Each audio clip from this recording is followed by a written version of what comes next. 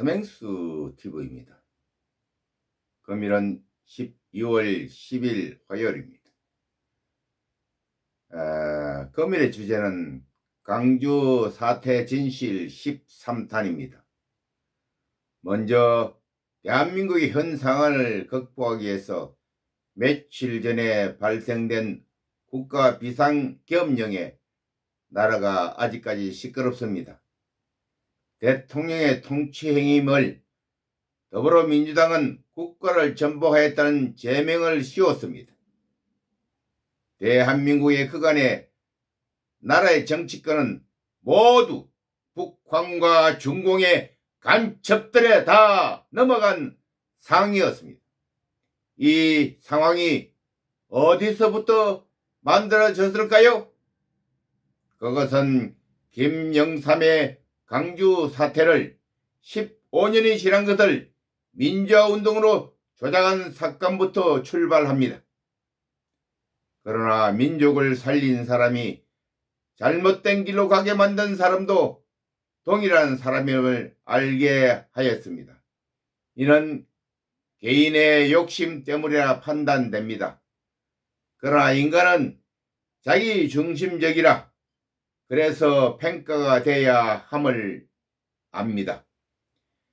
전두환 중공원 서리는 우리 민족을 지킨 애국자였습니다. 그러나 재규와 대통령을 10개월짜리로 만드는 데 공조한 죄가 있습니다.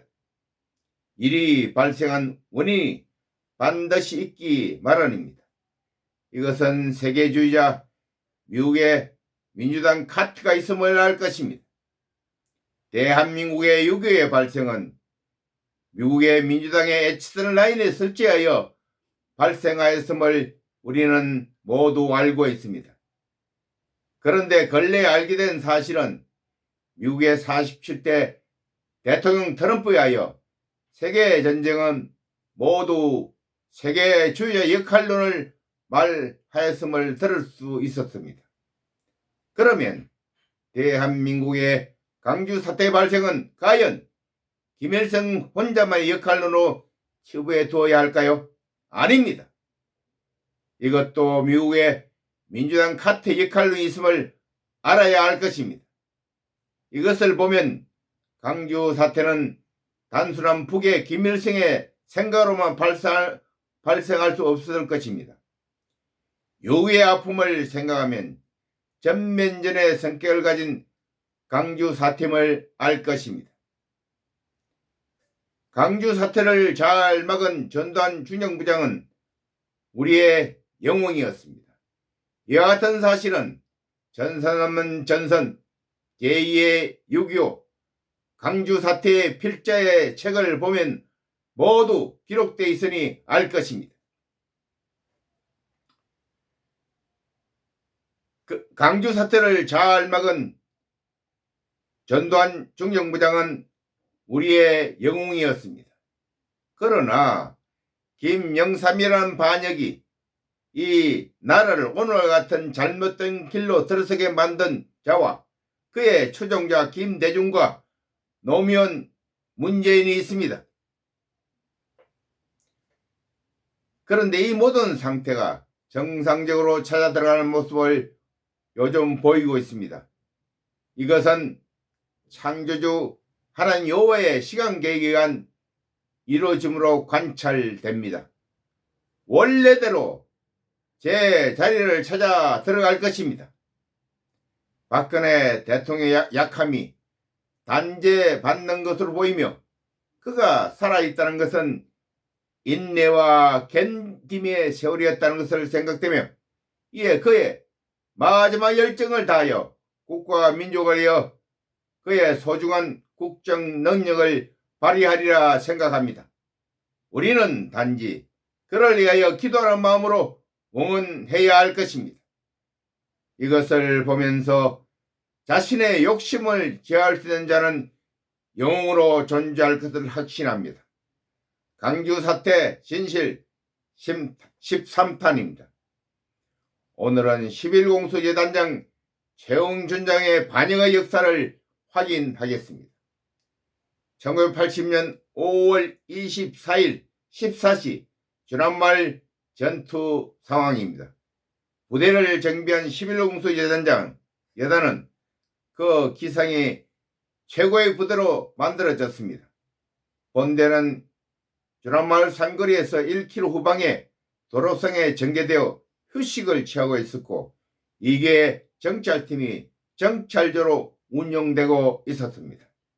정찰조가 주남마을 산거리를 정찰하는데 그곳에는 300에서 400여 명의 폭도들이 경계를 서고 있는 모습이 관측되었습니다.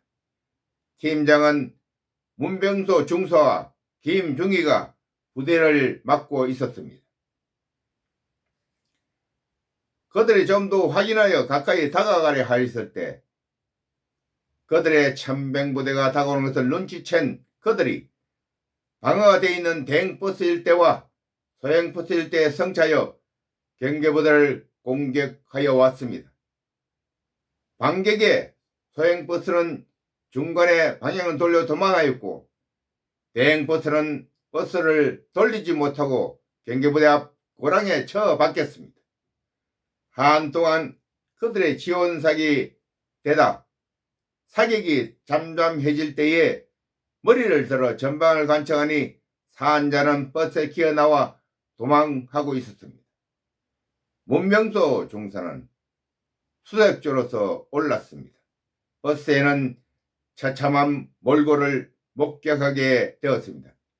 창가의 시신들은 묶여서 등 쪽에 총알이 지나가 있었고, 운전사는 운전대에 결박되어 총알이 앞과 뒤쪽에 맞아 있었습니다. 이것은 북의 하선 방어 시 그들의 전설이었습니다. 죽은 시신을 18구를 밖으로 내리고 부상자 3명이 있어 내려 본대로 구름으로 적각 후송하고 뒤쪽을 향하여 외쳤습니다. 산 사람이 있습니까? 뒤쪽에서 살려주세요 하는 여자의 목소리가 들려왔습니다. 그 뒤쪽을 가니 몸 상태가 괜찮은 왼쪽 손 바닥에 칼빈 소총 1발이 맞아 있는, 간통되어 있는 모습을 하면서 응급처치를 해주고 약식 치료했습니다. 이름은 홍검숙, 나이는 18세, 강주제일여고에 2년, 얼마 전 금태여고에서 이름이 바뀌었답니다. 그의 책가방은 녹색배로 지은 가방으로 그 속에는 실탄과 지프라이트 등이 있었습니다. 이것이 그날의 그 모습이었으나 95 수화기로는 단지 이 내용을 5인 사기로 기록하고 있습니다.